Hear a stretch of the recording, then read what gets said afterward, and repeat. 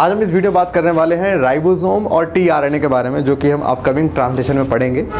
और ये वीडियो आपके बहुत काम की होने वाली है, इसको आप देख लीजिएगा और आपको टीआरएनए यानी कि ट्रांसलेशन को पढ़ने में दिक्कत नहीं आने वाली।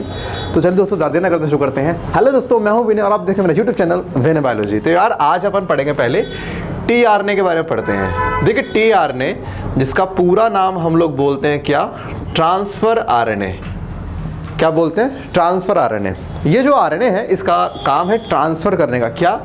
जैसे साइटोप्लाज्म में कहीं पर कोई अमाइनो एसिड है और ये रहा मैसेंजर आरएनए, तो उस अमाइनो एसिड को मैसेंजर आरएनए तक लेकर आने का काम किसका है? इसका है। इसका नाम क्या है? ट्रांसफर, क्योंकि ट्रांसफर कर रहा है। साथ इसको अडेप्टर मॉलिक्यूल भी कहते हैं कि बिकॉज ये मॉलिक्यूल्स को जो है अपने ऊपर रख लेता है, माने अडेप्ट कर लेता है, दैट्स उसको अडेप्टर मॉलिक्यूल का नाम भी दिया जाता है। अब टीआरएनए में आपको पढ़ना होता है स्ट्रक्चर, जो कि दो तरह का होता है। 3 डायमेंशनल अलग होता है, 2 डायमेंशनल अलग होता है। तो 3 डायमेंशनल स्ट्रक्चर जो इसका होता है वो होता है एल शेप में, कुछ इस तरह से इसका शेप होता है, and this is known as L shape structure. जबकि 2 डायमेंशनल स्ट्रक्चर जो है आप जो देख रहे हैं ये वाला है, इसको बोलते हैं क्लोवर लीफ शेप। क्या बोलते हैं? क्लोवर लीफ शेप इसको बोलते हैं। और क्योंकि क्लोवर की लीफ अगर आपने देखी तो क्लोवर की लीफ बिल्कुल ऐसी होती, हूबहू ऐसी होती है, इसलिए इसका नाम क्या गया? Clover leaf shape. होता क्या है? टीआरएनए होता वही सिंगल स्ट्रैंडेड है, लेकिन ये क्या करता है? टीआरएनए अपने से ही पेयरिंग करना शुरू कर देता है। इस तरह से पेयरिंग करना खुद से ही शुरू कर देता है, और जहाँ जहाँ पे पेयरिंग नहीं होती वहाँ पे एक लूप बन जाता है। जैसे देखिए इस टीआरएनए में 3 लूप है, एक है टी-साई लूप, एक है डीएचई लूप, एक है एंटीकोडन लूप, और यहाँ पे इसको बोलते हैं वेरिएबल आर्म, क्योंकि ये हमेशा वेरी करता है, इसकी जो लेंथ वगैरह फिक्स नहीं होती, हमेशा चेंज होता रहता है। टी-साई लूप में नाम दे बिकॉज यहाँ पे थायमिन की जो है अमाउंट ज़्यादा होती है, और टी यहाँ पे हम जो लगाते हैं just because of ribothymidine, that means यहाँ पे थायमिन का कंसंट्रेशन बहुत ज़्यादा हाई होता है। एंड दिस साई जो टर्म आते हैं, this is stand for pseudo uridine मतलब एक तरह का कंपाउंड है, एक तरह का बेस है ये भी। तो यहाँ पे थायमिन की ज़्यादा एविडेंस होने की वजह से इसको हम बोलते हैं टी-साई लूप। अच्छा, ये इसका काम है कि स्ट्रक्चर को स्टेबिलिटी देने का काम किसका है? टी-साई लूप का है। वहीं अगर आप डीएचई लूप देखें, इसका नाम है डाईहाइड्रोयूरिडिन, माने अगेन यहाँ पे इस तरह का डाईहाइड्रोयूरिडिन कंपाउंड मिलता है, इस तरह का बेस मिलता है, एक स्पेशल टाइप ऑफ बेस मिलता है, इसीलिए इसका नाम रखा गया डीएचई लूप। इसका काम होता है कि जब एक एंजाइम, जिसको हम बोलते हैं कि पढ़ेंगे एमिनोसाइल टीआरएनए सिंथेटेज एंजाइम, वो एंजाइम जब आता है तो उस एंजाइम से टीआरएनए का इंटरेक्शन किससे होगा? डीएचई लूप। यही है जो उस एंजाइम का इंटरेक्शन खुद करेगा, है ना, मतलब गाइडेंस, इसको गाइड मान लीजिए आप। जब वो एंजाइम आता है तो एंजाइम को टीआरएनए को होल्ड करना, उसे इंटरेक्ट करना होता है, तो वो किससे करेगा? डी लूप से करेगा। और आप नीचे देख रहे हैं एंटीकोडन लूप। इस लूप में क्या होते हैं? एमआरएनए के पास जो कोडोन होते हैं उसका उल्टा किसके पास होगा? इसके पास। अगर मान के चलिए आरएनए के पास AUG कोडोन है, तो इसके पास उल्टा कौन सा सीक्वेंस होगा? UAC। तो इसके पास उसका एंटीकोडन होता है, दैट्स व्हाई क्या बोलते हैं इसको? एंटीकोडन लूप कहते हैं। अच्छा, और आप देखेंगे ये 5' और 3' पे आप याद देखिए CCA नाम का क्या लगा होता है? Amino acid. तो 3' पे क्या लगा है? CCA नाम का अमाइनो एसिड, और जो हमारा अमाइनो एसिड है वो आके कहाँ बाइंड करता है? 3' पे बाइंड करेगा। लेकिन याद रखना कि CCA होता है इसका लास्ट वाला। अच्छा, अब यहाँ पे क्वेश्चन आपसे एग्जाम में नहीं आएगा कि उसको राइबोथायमिडिन कहते हैं या SQ कहते हैं, डजंट मैटर, ये सब नहीं आने वाला। क्वेश्चन सिंपल सा आएगा, बताइए टीआरएनए में कहाँ पर बाइंड करता है आपका अमाइनो एसिड? Answer is 3'। उस 3' में कौन सा सीक्वेंस होता है? CCA नाम का सीक्वेंस से उसकी एंडिंग होती है। तो टीआरएनए में आपको सिर्फ इतना ही करना है। अब हम बात करते हैं राइबोसोम के बारे में। भाई देखिए ऐसा है, राइबोसोम को सेल की फैक्ट्री, प्रोटीन फैक्ट्री कहा जाता है।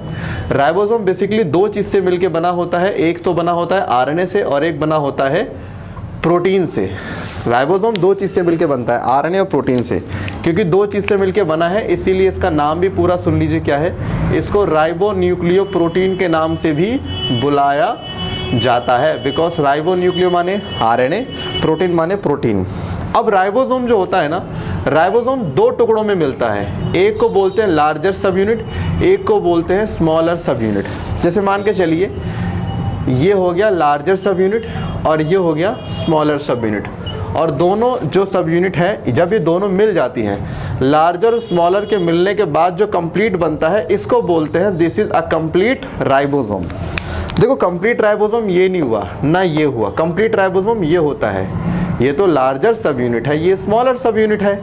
दोनों को मिला दिया जाए तब जाके बनता है कंप्लीट राइबोसोम। और सेल में हमेशा राइबोसोम ऐसे टुकड़ों में पाए जाते हैं जब इनको प्रोटीन बनाना होता है, सिर्फ उस समय के लिए जुड़ जाते हैं, अदरवाइज ये हमेशा सेपरेट मिलते हैं। अब ऐसा होता है कि अगर मैं बात करूं प्रोकैरियोट और यूकैरियोट की, तो जैसे प्रोकैरियोट्स के पास राइबोसोम होता है 70S टाइप का, और हमारे पास यूकैरियोट में होता है राइबोसोम कौन सा, 80S टाइप का। ये हमारे टाइप्स ऑफ राइबोसोम होते हैं। प्रोकैरियोट्स में जो 70S टाइप का राइबोसोम है, इसमें दो, आपको पता है हर राइबोसोम में 2 यूनिट होती है ना, लार्जर स्मॉलर। तो यहाँ पर भी क्या प्रेजेंट होगी, इसकी लार्जर सब यूनिट और स्मॉलर सब यूनिट। इसकी भी क्या होगी, लार्जर सब यूनिट और स्मॉलर सब यूनिट पाई जाएगी। आप देखेंगे कि जो प्रोकैरियोट्स में लार्जर सब यूनिट है वो होती है 50S की, स्मॉलर होती है 30S की। और यूकैरियोट्स में जो लार्जर है वो है 60S की और स्मॉलर है 40S की।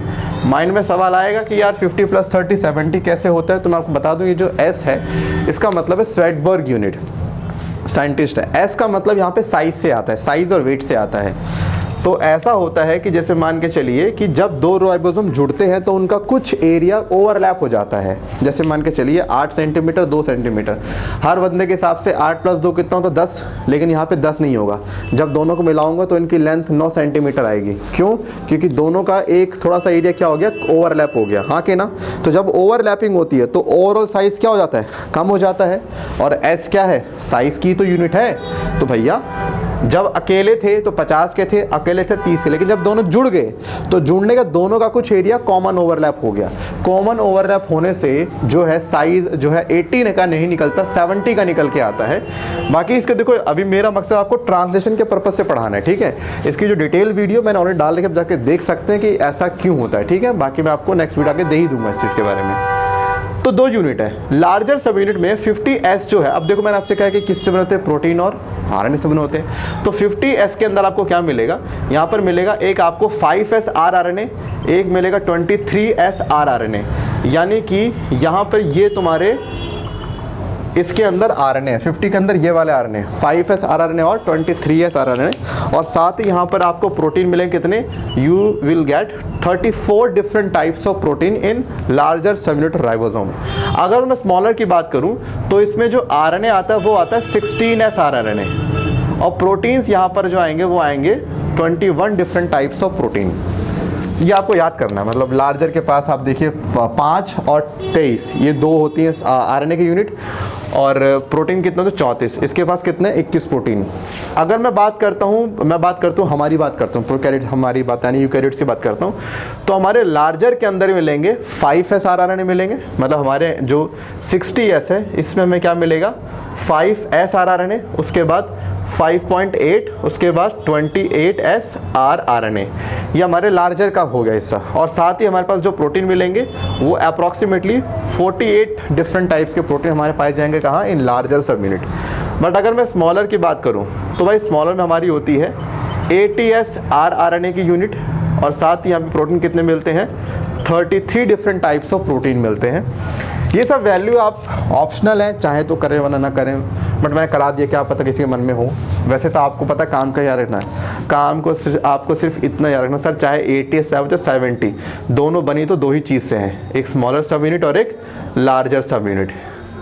अब एक कमाल की बात सुनिएगा, जो लार्जर सब यूनिट होती है, जैसे मैं इसको रफ कर देता हूँ क्योंकि हमने इसको हैं क्या कितनी रहेगी, चलिए ना वीडियो चल रही है, बस हो गया ख़त्म होने वाला है। देखिए जो लार्जर सब यूनिट है ना, लार्जर पे ना ऐसे डिप्रेशन होते हैं, माने ऐसे गड्ढे होते हैं जो कि 3 होते हैं। एक होता है E साइट, एक होता है P साइट और एक होता है A साइट। ये सिर्फ लार्जर वाले पे होते हैं, स्मॉलर पे नहीं होते। E का मतलब हो गया एग्जिट, आगे पढ़ाऊंगा। एग्जिट मतलब यहाँ से tRNA को बाहर निकाला जाता है।